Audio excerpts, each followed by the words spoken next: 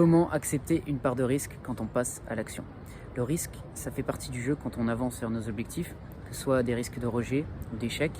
Donc si on a une bonne approche du risque, on est plus à même bien de se sentir bien, d'avoir plus de bien-être et d'avancer plus vite vers nos objectifs, d'être moins bloqué, d'avoir moins d'obstacles sur le chemin. Donc dans cette vidéo, j'aimerais te donner une bonne approche du risque. Si tu veux améliorer ton mental pour être plus performant, pense à t'abonner à la chaîne et activer la petite clochette pour ne rien louper. Donc une bonne approche du risque, c'est de se rappeler nos intentions.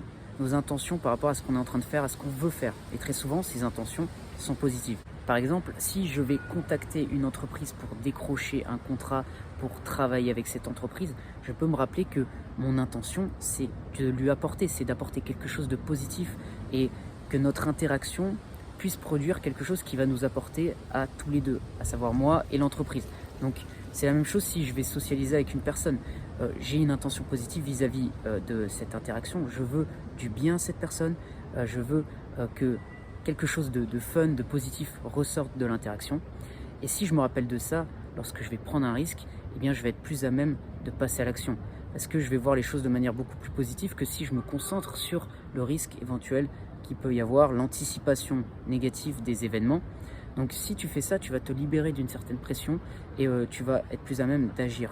Le problème, c'est que très souvent, on est en pilote automatique et on ne prend pas le contrôle par rapport à ça. Les gens, la plupart des gens, malheureusement, vont pas chercher à se rappeler ceux qu'ils défendent, leurs intentions positives, faire quelque chose parce que c'est pour une bonne cause.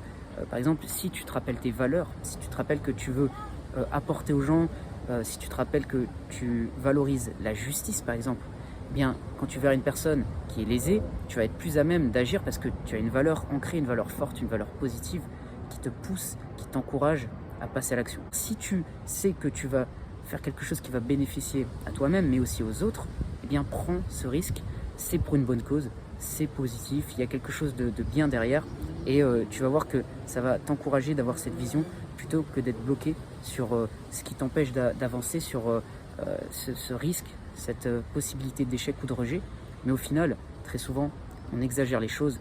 C'est notre cerveau reptilien qui exagère parce que on apprend quelque chose, on devient meilleur après être passé à l'action. Donc voilà pour cette vidéo, j'espère qu'elle t'a aidé. Si c'est le cas, tu peux mettre un j'aime, tu peux t'abonner également à la chaîne et je te dis à bientôt pour une prochaine vidéo.